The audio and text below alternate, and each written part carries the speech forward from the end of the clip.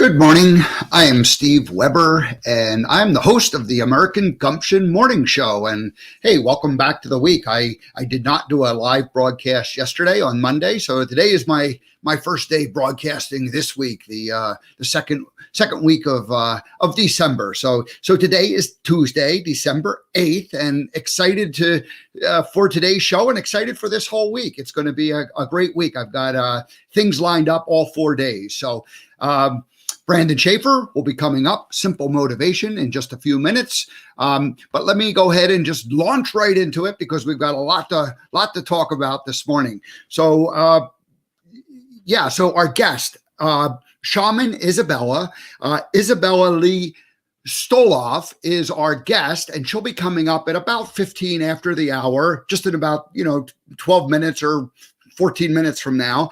And gosh, she's got a great story, and I'm very excited to get into it. I had a chance to talk with her a few days ago, and so just there's so much to talk about. But once we get into it, it's going to just fly by that conversation. So fascinating story about who Shaman Isabella is and what a shaman is. So we'll get all into that. Now, tomorrow, we are going to dedicate the show to the We Empower You Summit.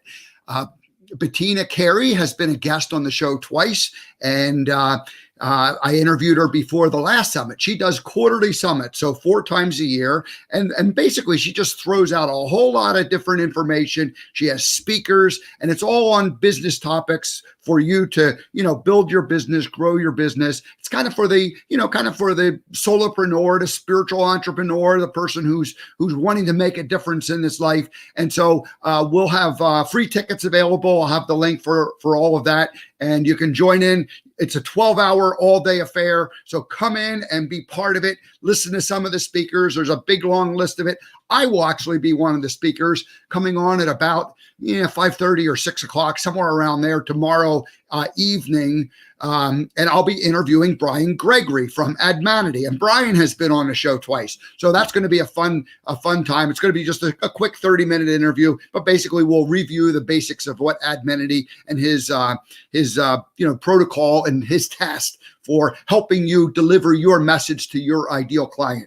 So that's going to be tomorrow. Dedicate the show to just talking about some of the other speakers and what that's all about. No guest on the show. Now, Thursday, Aaron Linsdau, and he is an Arctic explorer or an adversity expert. Aaron Linsdau, soloed from the edge of the Antarctica continent, basically down at the tip of South America, fly across that little strait there, get on the Antarctica. And he basically went by himself from that point all the way to the South Pole. So he'll be here. He'll talk about that story, and he'll talk about the other adventures he's had throughout his career since then.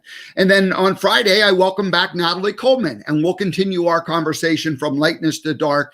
Hers is a story of recovery. And so she had transitioned her life from a real dark place to a real bright place. And we'll continue that conversation on Friday. So tomorrow, the We Empower You Summit, Aaron Linsdau on Thursday, and Natalie Coleman on Friday. So a fun week packed up. Alrighty, that's that. Now, what's today? Oh, it's Tuesday. That must mean it's...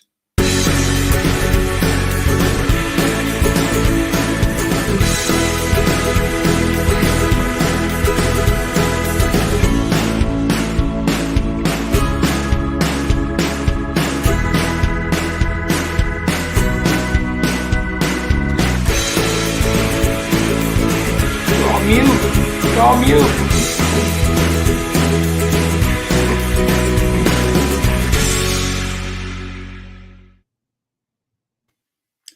Brandon Schaeffer is in the house, everybody.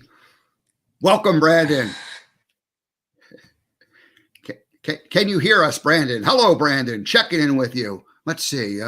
You're not up. Now he's checking his microphone. I think you're on mute, Steve. Am I on mute? No. Gosh, am I on mute? Hey, what's going on, Steve? Good morning, Brandon. I can hear you loud and clear, Steve. I can hear you.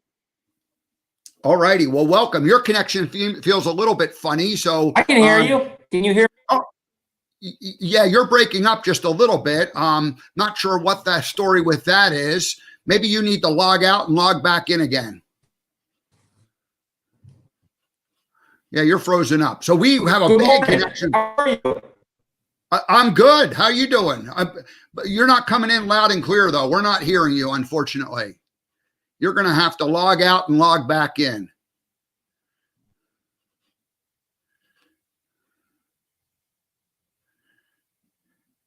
Now, the funny part about Brandon is he is the technology guy, the expert. His business, Simple Business Help, helps people connect.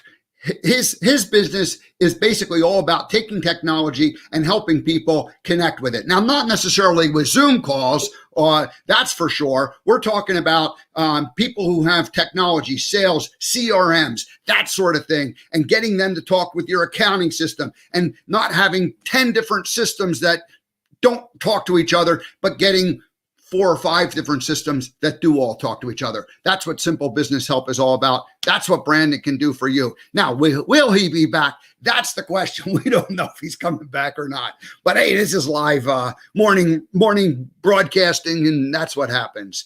All righty. Well, we're going to find out. He's either going to come back or he's not. That's going to be the story. So I do have a monologue prepared. I don't even think I told you what it's all about. So my monologue is going to be allowing versus forcing. Have you ever tried to force something to happen? Have you ever said, hey, I'm just going to force it. I'm going to brute force it to happen. That's what sometimes we try to do. All righty. Now, Brandon seems like he's back in the house. Let's bring him back and see how it works this time. Hey. Hello, Brandon. How you doing, man?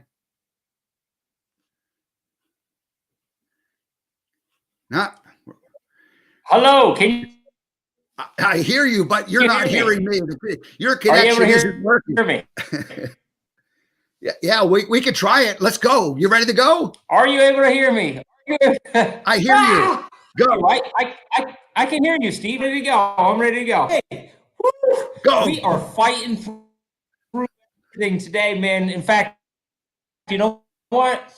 We're not even fighting because we're more adapting and evolving and transitioning and making adjustments as needed, when needed, however needed, wherever needed on the fly here. So glad to be here on Steve's show. What I'm thinking about today is switching it up, switching up your environment, switching up your daily activities, switching up the way you drive to the local grocery store. If you take a right and a right and a right every time you go, why don't you take a left? Go see something different. Open up your eyes. You know, there's a whole world out there. And, you know, during all this stuff that's going on now, we can tend to get stuck in this Groundhog Day type theme. And what's going to pull us out of that is igniting our creativity again. You know, ignite your creativity by trying different things, by talking to different people, by taking different paths, like I just mentioned before, that you normally take. Switch up your settings. If you wake up early, wake up earlier. If you wake up late, wake up earlier. If you wake up early sometimes, then wake up late. If you go to bed late, then go to bed early. You understand what I'm saying? So take a total look at the transition and switch everything up in your life right now and try different things, especially if you're in that particular area. You know, what we did a month ago isn't going to last today. What we did a week ago isn't going to be the same today. We're constantly listening to every guest that Steve has on his show. Every single one of them has a common theme, and that is willingness, forgiveness, all the core basics of success. That's why it's so important you show up. And I love how you do this show 5 days a week, Steve, because it allows people to tune in and to learn something. And for me, progress is 7. That's all I have for you today, Steve. I hope you get something from this. And just glad to be here, man. I'm really, really glad to be here. All righty. Well, thank you, Brandon, very much. We appreciate your joining us every Tuesday morning. And I really resonated with what you said, because I remember earlier time in my life, I was getting on an airplane all the time. And every time I got on the airplane, something new would happen because I was getting stimulated in a way that I wasn't. So the idea of taking that left-hand turn instead of the right-hand turn, I mean, that's what it's all about. Just trying something new. All righty. Well, we got a little bit of a delay. We're gonna say goodbye to Brandon. Thank you for joining us. The technology with Brandon's connection didn't quite work, but we appreciate it. We got your message loud and clear. Thank you, my friend. We appreciate it. We'll see you next week. All righty. Well, there you go with Brandon. Now that's funny. The simple business help guy whose team helps people connect all of their technology wasn't able to connect with the, with the Zoom call or the Streamline call this morning, but that's okay. That happens. That's just part of the technology thing. And anyway, if you do have a challenge with your technology, getting different systems to talk, check out BrandonSimpleBusinessHelp.com. All righty. Very good. So that's that. Now let's go ahead and launch right into the monologue so that I can get Isabella to come and join us just as quickly as possible. So I said that the title for my monologue this morning is allowing versus forcing.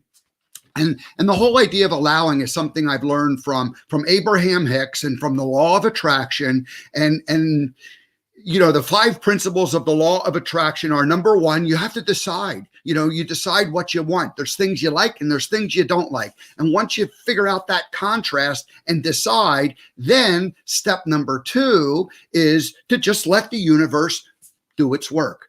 You don't have to do anything. Just let the universe come in and transpire to make whatever it is your wish happen. And so then number 3 is the allowing part. When we get little hints, when we get little messages from the universe, pay attention to them, allow them to come in. And then this is a funny one. Step number 4 is to just get better at allowing.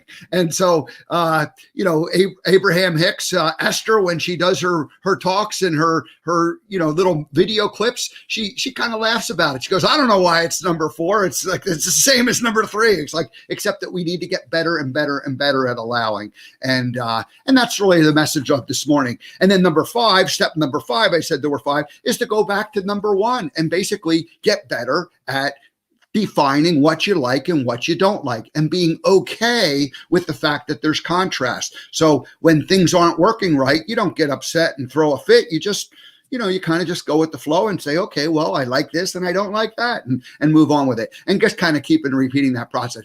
So the art of allowing, it's the law of attraction, and it's the art of allowing, because allowing things to come in is really something. So now I was inspired to share this morning because of our guest coming up, Shaman Isabella. So last Friday I did my monologue, and afterwards she reached out to me. And she reached out in a strong way and said, hey, I've got a story for you. And I remember I responded first, and she said, no, we got to talk. And I was like, okay, let's talk. And we did. And it was great. And so here she is today. She's going to share with her story. And like I said, she heard last Friday's show with Joan of Angels, and Joan of Angels is a friend of hers. And that's how this connection all happens. And so we are, so here I am broadcasting. Joan of Angels, a brand new host on Spirituality Gone Wild. I invited her. I allowed her to come in, and then Shaman Isabella shows up. And I'm allowing that to just to kind of continue, and the story just continues and keeps evolving. And I love this. So she's going to join us in about 5 minutes. I'm going to go fast as I can here. But allowing versus forcing, workmanlike is forcing, and allowing is artist-like. And that was kind of what my message the other day was, talking about the more of an artistic mindset. And so I had to transition from being like a workman to being an artist. And workmen, they kind of pound the metal, and they do the work, and artists end up doing, something a little bit different. So I was taught, to work hard as a kid. And this is something I thought about this morning. As a kid, I taught to work hard, keep trying, don't give up. The struggle is good. People say it's okay if you're struggling. That's okay. Just keep on going. And so then you learn that, like, life is a struggle. and you have to sacrifice. You have to scrimp and save for a rainy day. These are all things that, I remember being told over and over again, and there'll be a better tomorrow. Trouble awaits us around the corner, kind of that fear thing. So we have to pay our dues, and, and in a religion sense, we have to pay for our sins because we were born with original sin. I mean, is that true? But it's what I was taught. We were born with original sin, and so we're born sinners. We're bad, and we have to repent. Atone for our sins, struggle, sacrifice. There'll be a better tomorrow. There'll be a better tomorrow. So you kind of learn that the struggle is good. There's nothing wrong with the struggle. The struggle is like part of what we have to, and if we struggle, then we'll be rewarded with the kingdom of heaven. So this is kind of things that I was taught. Now I'm like thinking, oh my gosh, I don't know that that's true. I'm not sure I believe any of that stuff. But the thinking has been created or instilled in me, and the notion of forcing, try harder, don't give up. There's glory at the end of the struggle. Keep on trying. Just keep on trying. It also created the habit of worry.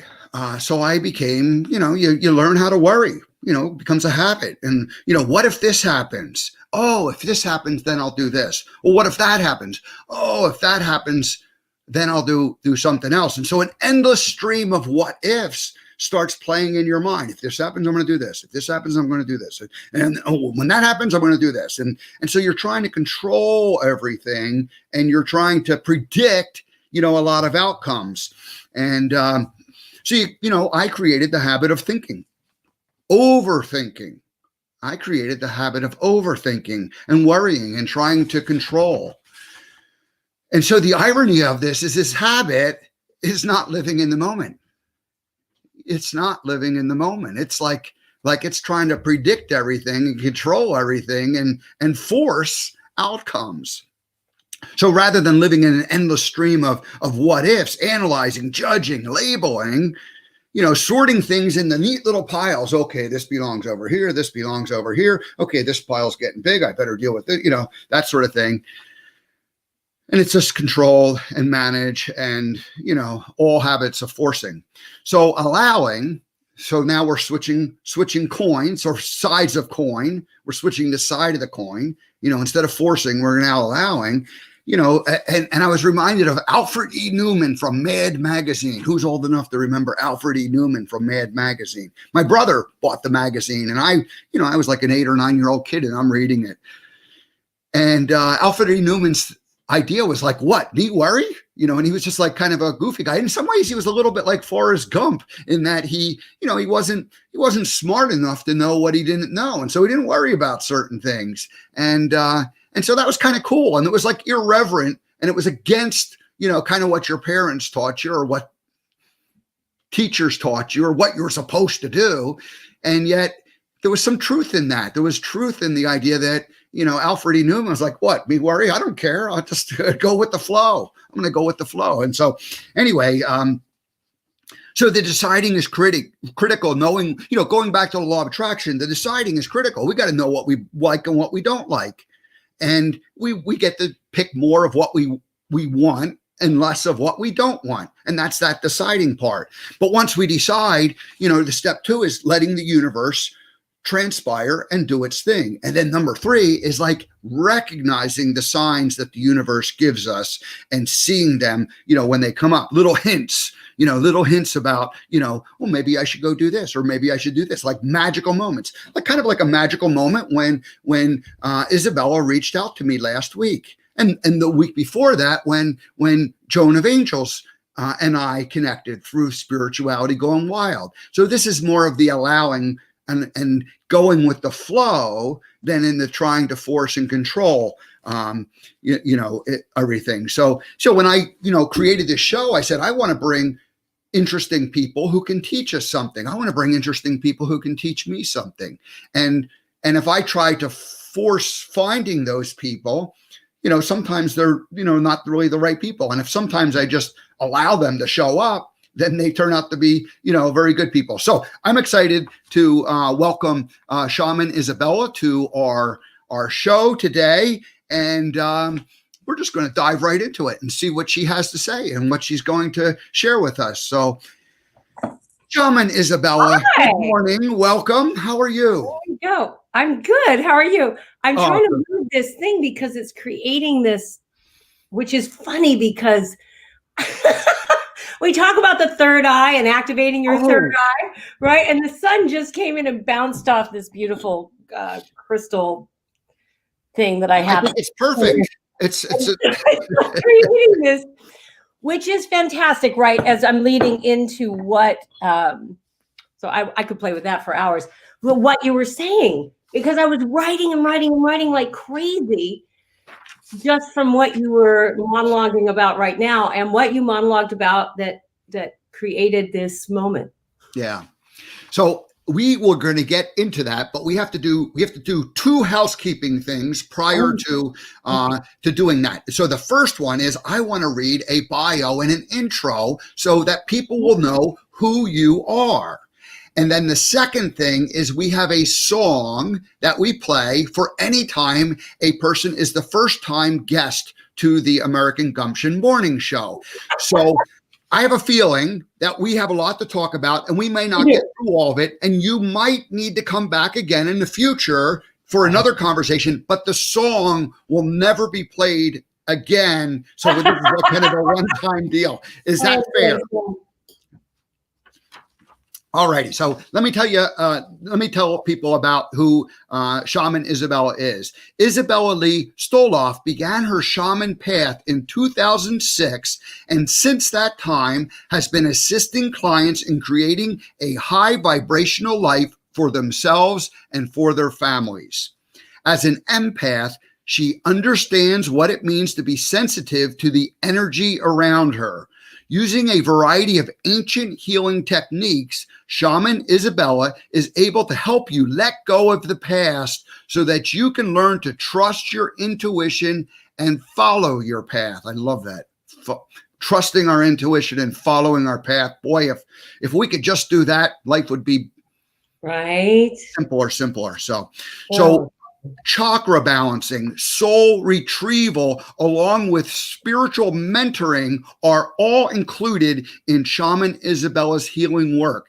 She assists individuals in their spiritual growth. And I like to say that here at Spirituality Gone Wild, we're all about helping people create a better human experience. And so that's really what the work you're doing is helping people have a better human this time and space, lifetime experience. I love that. So now there's one last quote, and this is your quote, and I just want to read it.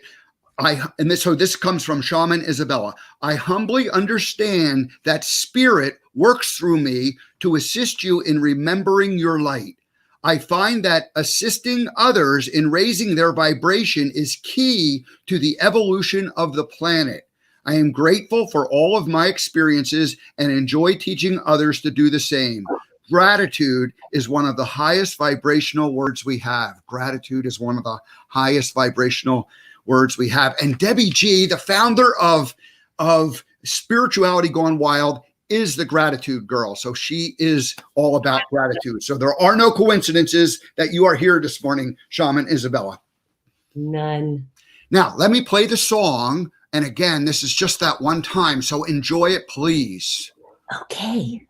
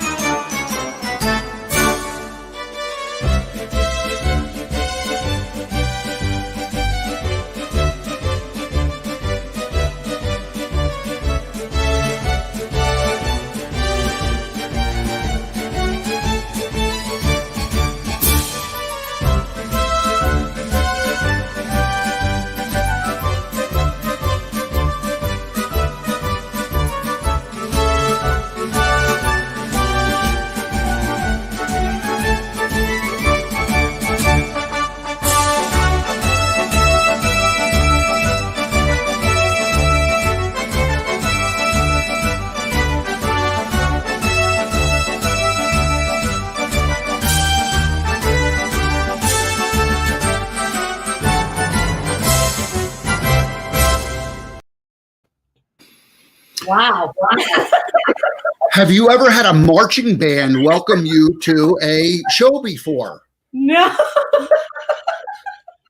That was quite something, and then to see at the bottom like a ticker tape parade, Shaman Isabella Leigh Stoloff, OrangeCountyHealingCenter.com. It's quite something. Yeah, thank you so much for that. It's definitely woke me up. I'm awake. Yes, and as Isabella is coming to us from the West Coast, so she had to get up early and be ready to go. So it was just 7 o'clock when we started the show back Right. in California, in beautiful Southern California. I'm an early riser, so what Brandon said that was on before me, yeah, get up earlier. My mother always said the early bird catches the worm. Yeah, moms have. I think half of what all our moms taught us was perfectly brilliant and wonderful. And then there was another half that was like, probably kind of stuff that, we want to discard and not really use because, So we love our moms. Love. But You don't have to believe everything they tell you. That's right. Like I said, I think if we get half of it, like, okay, if they got half of it right, they did really good. They do the best they can with what they know. As mothers, as fathers, we do the best we can with what we know until we know better. Exactly. Now, you had a very interesting childhood, and we don't have to spend too much time on it, but you grew up in the Hollywood Hills. You were kind of like a silver spoon baby. Your father was a movie director, and your mother was a supermodel before supermodels even was a thing. Right. But it's funny that it's funny how the perception is, right? Yeah. So the perception is you were a silver spoon baby. Yeah. And the reality was my mother was working 3 different jobs by the time I came around, because I'm a 1960s baby and she was born in 1920 and my dad was born in 1913. So by the time I came around, there was a lot of turmoil, a lot of trying to keep up with the Joneses, a lot of things that I saw as being fake and phony. And so I actually would leave home and try to find reality in this star upbringing. Yeah, I mean, I hung out with Mackenzie Phillips and I knew Jodie Foster, but that didn't mean that, I had money and I was born with a silver spoon, because that's not true. Your parents were born probably 20 to 30 years too soon to have the riches of the Hollywood type of lifestyle. So they were just working people. They were. Yeah, I mean, my parents were working people, but my mother was from England and had gotten through the war, and she was a photographer's model. So in those days, they did not make the kind of money that they make today. Right. My father was a struggling, writer, director, producer, Victor Stoloff. You can look him up. You can look up my mother as well, Jacqueline Craven Stoloff. And he made a film that was nominated Best Documentary Feature Film from Egypt, because he was raised in Egypt. There's a whole other show around those people. We'll save that for another time then. Yeah, we'll leave it for another time. But, yes, what you just said about being born ahead of their time, not as far as the money went, because there was lots of money up in the Hollywood Hills when we were there. But that they were ahead of their time in their creativity. My mom was definitely ahead of her time. My father was absolutely ahead of his time. And I too am ahead of my time. I developed a deck of cards, which of course I didn't bring a box to show you guys, but you can find it on my website, called The Good Vibes. And when I created that deck of cards, it took 3 years to make it happen. But when it happened, it was like good vibes was the word of the year. There were good vibes pillows. There were good vibes clothing. There was a good vibe T-shirt that I bought at a Target. It was like I was so ahead of my time. And I made that deck of cards of positive affirmations with my youngest daughter, Victoria. And so there we go. So you said your mother, she introduced you to a lot of different thinking. So she was she wasn't like a woman of like one particular belief system and then tried to instill you that into you, but she was a woman who had like kind of a global outlook and introduced you to a lot of different thinking at a very young age. Tell us just a little. Right, like past lives. She talked about our past lives. Horoscopes. We read the horoscopes every day. She had a psychic that she went to that told her one day I would be a writer. So she definitely opened my mind to expansion. And then my oldest sister, not my oldest one, but my one below, Katina, she traveled in the late 70s and 80s. She hitchhiked around the world and became a member of an kibbutz and an ashram. And she was with Osho. So anybody who knows Osho, who was the key to pure love. I mean, people that see him on the outside see him as buying up Oregon and turning into a cult and all that. But, you know, I had firsthand experience through my sister Katina and this expanded consciousness. So let's talk about expanded consciousness, because I really want to touch on, I mean, my story, you can read my story about all the crazies that I went through. I left home. I got involved in drugs. I went to prison. I had kids. I lost custody of my kids. My husband died by the time I was 26. I went, you know, in and out of jail. It was a crazy life experience from the time of 11 years old, probably till 31, and pregnant with my youngest child. I got custody of my other 2 children back. I now have 3 beautiful grandsons from those 2 other children. We're a very strong family, and love each other immensely. And so rather than talking about the past, because it is there and you can read about it, I'd love to talk about what got us together, because it was what you were talking about. And I was writing furiously while you were sharing your monologue from today, which I'd also like to talk about, but this belief systems, right? So that's what you were talking about when I tuned into Joan's show, her and I, our story of how we met, and I just showed up at her house with my daughter and cleared and did the, you know, just her and I, our connection was synchronistic. Look up the word synchronicity. There are no coincidences. Synchronicity is a meaningful coincidence. So your belief system, your belief system and how is it serving you? Right. So like ask yourself, how is your belief system serving you? You talked about artists and artistry. And I think, you know, so I wrote artist. What do you think of when you hear that word? Most people think you have to be, now I have a master's degree in art. I have a master's degree from the University of Idaho that I obtained. That's a whole other story. And so I just want to ask the viewers, the listeners today, like, you know, when you hear that word, what do you think of? And I want you to know, viewers, that you are an artist. We are all artists. And how can you become an artist of your own life? What will you sculpt in your own life? I go really quickly. And today, what you were talking about, this is what I want to talk about with you today. So that's what got me over here, right? Yes. You just said, we're born sinners. And you talked about the art of allowing. And my teacher, Alberto Violdo, and the Four Winds Society, which is the shaman training that I took, thank goodness, because it was a really pristine Peruvian tradition that allowed me to awaken to my own intuition and create and cultivate my business, which is the Orange County Healing Center. But my teacher used to talk about the old myth is no longer working. And this is a Joseph Campbell thing as well, talking about myths, that the old myth is no longer working and it's time to create a new myth, right? So Steve, I feel like I'm going to interview you right now. What is the myth that you want to create?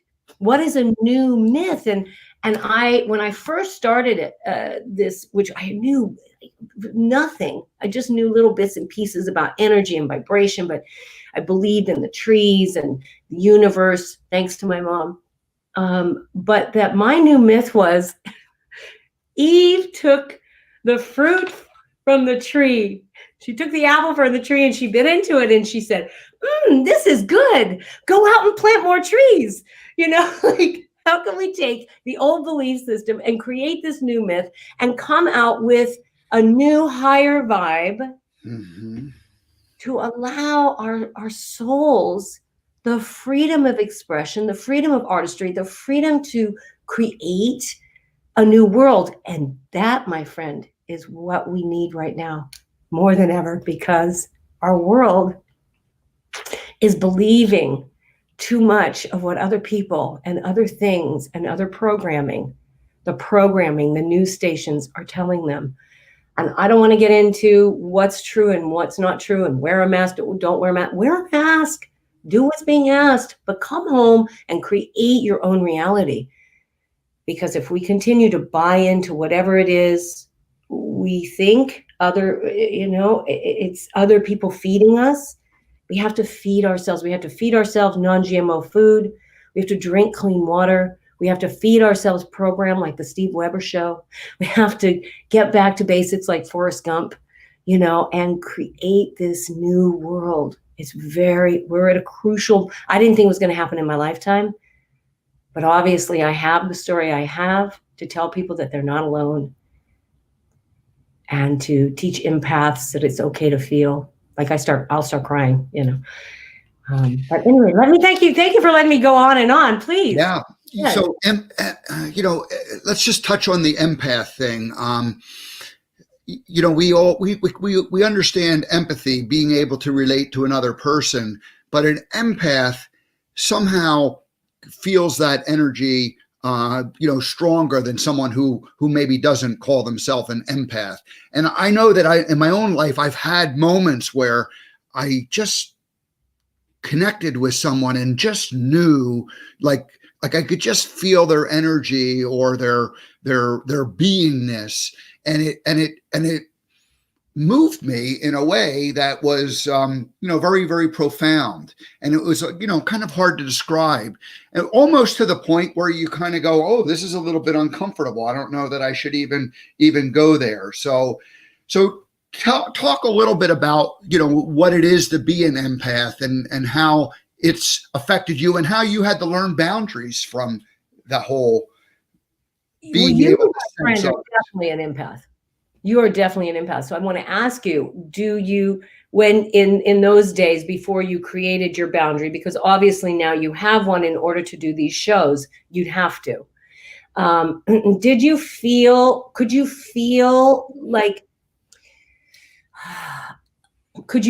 it so intensely? I think that empaths that don't have boundaries feel the other person's emotions so intensely, and then sometimes think it's their own.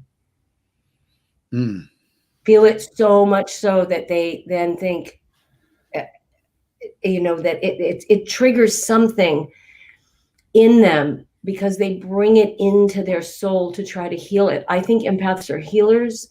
I think that they're used to bringing it in, and it creates kind of a codependency, like worry. You were talking about worry. Worry creates cords. So I believe that we cord with people. We can cord with people. We can cord to situations. Your mind, your worry, your fear can cord to something and then bring that into yourself. I think it's the same with an empath, until they learn, oh, wait, that's that person's feeling. This is my feeling. And we can talk about mothers. I mean, a lot of as an empath, if we're empaths, if our mothers are very strong, which my mother was, as I am with my children, I'm very strong. I have to pull my energy back and give them their energy back, and try not to cord, as I'm like. So how do you, recognize that as an empath? So if there's any empath watching today or listening, if you begin to feel that person's energy in yourself and question yourself and say, is that really me? Or, is that really how I feel? Am I becoming insecure right now? Am I, it's just, you have to learn that's not mine, that's theirs. And pull your energy back, and let them have their space, and let them have their, without trying to fix it and getting in. And I think that's the strongest message I can give for an empath, is to start to recognize, have the level of awareness where you recognize, oh, that's me trying to help this person at such a level, I'm colluding. So let me help this person by holding my own light strong. This is what I teach. the crystal starlight writes, but how to hold your own light so strong that you can help that person without getting into their energy field and trying to save them. I remember you said, maybe from a different interview or something you wrote, that we have no business, trying to, I forget how you said it, but we have, like, it's irresponsible to be able to, or to think, it's irresponsible to think that we have the responsibility to try to help others. Something. I know exactly what you're talking about. I know exactly what you're talking about, Steve. It is spiritually inappropriate. And we don't know that. Spiritually inappropriate. What a beautiful phrase. Spiritually inappropriate. There are so many things that are spiritually inappropriate that people don't know about. Like I love my psychics to death, but those psychics that come up to you in the middle of the street, and say, I see this happening to you, you've got this energy around you, and bless their hearts, they just haven't been trained properly is my thing. They haven't been trained properly. They don't know that's inappropriate to go into somebody else's energy field and to tell them what you think about them or what you feel that when I train my students, I have a very high bar for my students. They know, you're psychic, you're intuitive. You can feel what's going on with that person, but if that person doesn't ask you for a healing and that person doesnand come to you, you do not tell them what you see. You don't. It's none of your business. I love that. That's, and that really comes back to taking care of ourselves first. The whole idea of self-forgiveness, which I'm sure you had to learn on your journey. I certainly had to learn that. Of course, we're still learning that, but we can't really be available for anyone else until we're available for ourselves. And someone who, people sometimes disguise themselves as an empath, maybe not as an empath, but they get so involved in trying to help others that they don't even, they haven't even taken care of themselves first. Well, a do-gooder, a do-gooder, that they so want to help, but what happens is they turn into the martyr, right? After all I've done for you, look how you treat me. Those people. And I could become a martyr. I mean, we can all have martyr syndrome, if we give too much, because I'm a giver. I just am a giver, and I attract now givers. I used to attract takers. Most givers attract takers, right? They'll use and abuse, and then you turn into the victim, and woe is me. I was a victim for a long time. I had victim consciousness. There were so many layers to my healing and what I had to go through in order to become and be able to call myself a shaman. I mean, what am I, the blonde Orange County shaman, And I know that I am. It doesn't matter to me. Actually, this year, I wanted to stop calling myself a shaman. And I wanted to say, why can't I just be Isabella, a powerful being in the universe? Okay, I have these gifts, I have these techniques, I can dig deep, get in, remove blockages, help you feel your own divine light and be at one and at peace with your awareness and your consciousness. Okay, but why a title? Who cares? Who cares? And then of course my students started freaking out. Like, no, of course you're gonna call yourself a shaman. It doesn't matter, man. It doesn't matter. It's Ram Dass, right? Yes. Yeah. So I listened to Ram Dass made a sorry, of course my phone is going. Ram Dass made a CD. It's on Spotify with East Forest, and it is so beautiful. It's Ram Dass's words with East Forest music, and he has one called "I Am Loving Awareness." And it's just his writings with music. You'll love it. I am loving awareness. I am loving awareness. Go into your heart. Go into your, get out of your mind. Get into your heart. And this is what I teach. And there's another man, there's so many great books. I love that you are a Jerry and Esther Hicks, Jerry bless his soul, Abraham series. Leo Buscaglia wrote on love, talked about love in the 60s. There's a book by Robert Collier called Secret of the Ages. Secret of the Ages is a fantastic book on, teaching people how to think outside the box. We are put into a box, I think. We're born, we're put into a religious box. From a religious box, we're put into a school box. From the school box, being taught to take a test, these poor kids. Who cares if you can memorize and take a test? Can you think outside the box? And my new goal is to create something for the universities and the colleges to get to these kids that have had these, years, 12 years of being indoctrinated into this belief system. And how can I help you through meditation and spirituality break out of that box and get into your own box, sculpt your own life? I tell you. I have a whole list of things that I thought we could talk about. We're not going to get to them, but I'm just going to go ahead and share some of the things on the list, and we'll have to circle back at a different. You have to, and I will share it. Yeah. But the whole idea of releasing energy and letting go of the stories. You were just touching on that now, and the story of how your husband's spirit entered you, and that was really the journey of your beginning your shaman teaching, is because that was the story there. So that's a whole story. That's a whole story. But let's just tap on that for a second, because you tapped on it with forgiveness. Mm-hmm. How do you get the story out of your vibration? You begin by cleansing your mind, body, and spirit, by cleansing your mind and forgiving the situation, forgiving yourself, forgiving the situation, cutting those worry cords, cutting all that energy, and then getting into your divine line and creating a new path. There we go. I answered that one. But we can't talk about the story because it's intense. That's an intense story. So why are we here? Meaning this time and space. Why did we choose to come? Choosing our families. This topic blew my mind 3 or 4 years ago when I finally got my head around it. And I remember a coach, a friend, I said to her, I just don't know if I had a past life. And I came there and I said, I don't have any memory of that. And she said, well, just consider that maybe you do.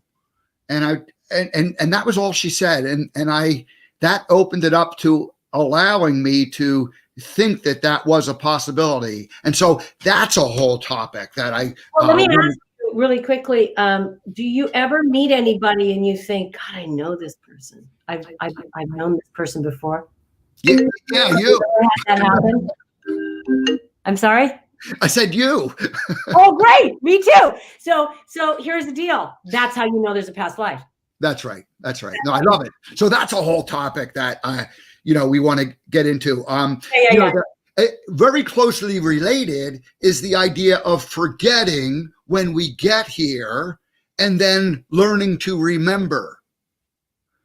So because I had to tell whoever keeps calling me, which is my youngest daughter, which is so funny. Can you repeat that? Because I'm like, you got to stop. I'm live.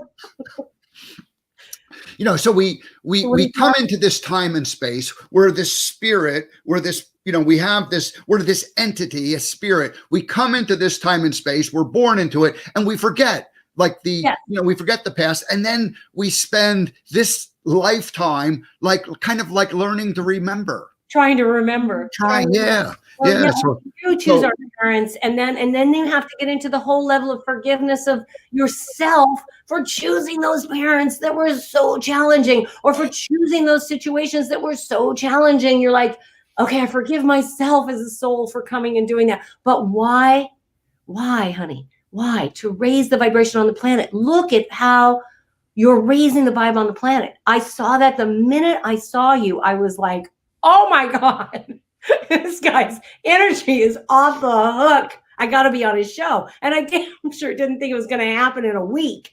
But this is what we need right now because we are in a time of holy cow, what's going to happen if we don't do something with global warming, with our trash, with our being? Please do not shop this Christmas. Gosh, we have enough stuff. Yeah, we don't need more stuff. Look at somebody else's stuff. This is why my mother used to always wrap an old book and give us like a used item rather than going out and buying new things. That was my. Hey, I want to, so one of our other hosts here, co-creators on Spirituality Gone Wild is Scott Stanfield. His show comes up at 9 o'clock your time, and he just says, great interview. He's the modern longevitarian, and his is all about like living a long life, and he has 8 principles. So Scott, thank you for checking in. And then Bettina just says good morning from Seattle, but she also says, I bought into the working hard lie and worked very hard most of my life. I became a doer and traded my time for dollars. And, you know, she tells more, but it's like that is so old school, or it's like we were taught that. And yet, where has that brought us? I mean, you know, and in fairness to the people that taught us that, they were born into a different time and place. And the depression, right? And they had to, it was a matter of survival. It was a different time. But just because we're taught something doesn't necessarily mean it's true. And that was what the conversation last week was all about, was that like, you have to look at what you, let me take this off here. You have to look at what you believe and then decide whether you really believe that or not. Right. And this whole rewiring your brain, right? Right now, you can rewire your brain. So yes, you made that money and you bought into the system, but don't beat it up now. Go, okay, I did that. I traded my time for dollars, but I don't have to spend another minute doing that. I can now go into the vibration of peace and joy and liberty and abundance. And I know that there are people out there watching and listening today that have lost their jobs, that are struggling, that might lose their home. I can only say to you, do a daily affirmation for yourself. Write down that things are about to change. I've been homeless. I've been in prison. I've been addicted. I've been completely shattered. I was pregnant with my youngest child in a recovery home and kicked out with nothing. So you can. Look at J.K. Rowling, who was on welfare and had nothing. There are stories out there of inspiration. And if I can give anything to anyone today that is struggling, please just shift your consciousness. Do a 30-day mental detox and raise your vibration. I have free healings. There's free stuff, all the free meditations. There's 11 years I've been doing this. 11 years of information on my website. It's like a library. So get in that orangecountyhealingcenter.com and just devour it. Yeah, lots of great information. There is Isabella's information, orangecountyhealingcenter.com. And it's a great resource of information. And it's where I learned mostly about you. But then, you know, there's also, you know, interviews that you've done. So you're not a shy person. You're not hiding what you think and believe. And I think one of the things that this show allows me, if I could be just a little self-indulgent and just say, what am I getting out of this? It's like, I'm getting to, you know, be exposed to ideas that I needed to learn, want to learn. And so people like Joan of Angels, yourself, are coming on and teaching me and helping me to raise my vibration level. Honey, your vibration is already high. You've just got to believe it. So here, you said something that I need to kind of circle back to, and you asked the question about how do I, you know, you said, okay, Steve, you're an empath. So I sat on the bench as Forrest Gump for 15 years and I talked to people and I loved it. I just loved talking to people, but it was like, hi, how are you? What are you doing? Like, take a picture with Forrest Gump, you know, like a couple jokes and life's like a box of chocolate. And then the next person came along. So it wasn't an opportunity to go deep on this, but there was a real opportunity to connect and touch people's hearts.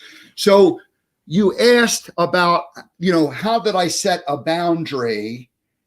what had happened when I was 11 years old, I had my feelings hurt by a girl, and I set a boundary that I was not going to trust and allow people to get close. Now, I was a social creature already, and so I created this boundary, and I had a very good social ability to bring them up, but I only allowed them up to the boundary. So when I sat on the bench, I had a very, very clear boundary that nobody could penetrate from, and nobody was able to penetrate. And that barrier finally broke open in late 2013 when I had done some personal development and spiritual work, and I finally had that moment when I went, oh my gosh, and I literally said, oh my gosh, it's been me. It wasn't them. And that changed everything. And so anyway, you asked about the boundary thing. I had already had a built-in boundaries. So this is weird because here I am, this person who wants to be close to people, and yet I had this self-imposed boundary that I had established when I was like 11 years old. So it wasn't like a conscious decision to do it. It just sort of, just kind of happened. It was conscious, but it was like, you didn't know what you didn't know back then. And so here I am inviting people in, and so it was very confusing to people because I invited them in, but then they could never get any further. Right. So that's an unhealthy boundary. So we can talk about healthy boundaries versus unhealthy boundaries in the next show. All right. We got 2 minutes left. Okay. So there's unhealthy boundaries. That's an unhealthy boundary, Steve, right? Where the boundary where you're like, that's a wall. I got a wall up. I got a wall in my heart. You're not getting in, right? Right. That's an unhealthy boundary. The healthy boundary is I allow you to be whatever it is you need to be. And I don't take it personally, and I don't take it on, and I don't take it in because it has nothing to do with me. I am not responsible for how you feel. I'm not responsible. You cannot make me feel a certain way. I can choose whether or not I want to feel that way. You're attacking me, you're whatever. I don't have to go into that energy with you. Wow. You could take a look at yourself and how you're treating me. It's a level though, right? One level. So a healthy boundary is absolutely taking care of yourself first. Absolutely knowing where your energy starts and another person's begins, where another person's energy starts and yours begins. And you don't go into their energy field to try to heal them, save them, create whatever. You hold your own divine line strong. And, there is a beautiful woman named Alea Dow who talks about the divine line and holding your divine line and attaching it to the front of your spine. And it's very woo-woo. And there are some things I do that are super woo-woo, but I love my woo. I love my woo. I love it more than the logical, scientific, but the scientists say that. No. Scientists are starting to believe in the woo a little more. If you're noticing in the heart, there's a Heart Math Institute, how your heart is smarter than your brain. And nobody believes that your heart knows more than your brain. But if your heart shuts off, you're dead. And if your brain shuts off, your heart can still pump. So I have a feeling the heart might be a little more intelligent. Right. And what was the first organ that forms? The heart. There you go. So I guess if it's the first one, it might be slightly more important than the brain. All righty. Well, love, what I'd like to leave everyone with today is love everyone. Love everyone's differences. Love everyone's whatever they're going through right now. The shutdown's not real, or mask isn't real. This isn't real. It's such a judgment. That I would love everybody to just be in love with yourself, be in love with humanity, be in love with this judgment that's happening because we are entering the age of Aquarius. It is upon us, and it may take 100 years for things to really change. Cancel. I hope they change a lot faster, but I'd like it to change in my lifetime. All righty. Well, we better end it there because otherwise we'll just go on. if you can stick around. I'm going to play the closing song, and then we'll schedule a time to get you back if that works. If you have to leave, I've got the next appointment, but can you text me? And yeah, we'll make it work, and we'll get you back in here. And a lot of fun. There were two more things that I didn't even mention that we had to talk about. And I have so much more to teach, so just Good. get me on anytime. I'll be your Isabella. Thank you so much. I really appreciate it. All right, we'll see you again. Wow, that was fantastic. I knew this was going to be a fun interview, and I'm so grateful that that Shaman Isabella from the Orange County Healing Center joined us this morning and shared that. And I knew we weren't going to get through all of the things we had. So we will schedule a time. We'll get her back here very soon, and we'll continue it. And my sense is that it might take another two shows or 3 shows before we kind of go through all of the things that we can energetically share with each other. Alrighty, so that's it. Tomorrow we are going to talk about I'm going to dedicate the show to the We Empower You Summit that's going on. I'll have free tickets available for that. Thursday, Aaron Linsdau, Arctic explorer and adversity expert. He will be joining us. Aaron soloed to the South Pole along the Antarctica continent. And then on Friday, Natalie Coleman from Darkness into the Light will continue that series that we've been discussing, primarily focused on her recovery, but on the idea that we all have a dark spot and we all want to go and transition into the light. Alrighty, so that's it, everybody. Have a great day. I sure do appreciate your joining me today. I will see you tomorrow morning at 10 a.m. Eastern, 7 a.m. Pacific time. Have a great rest of your day.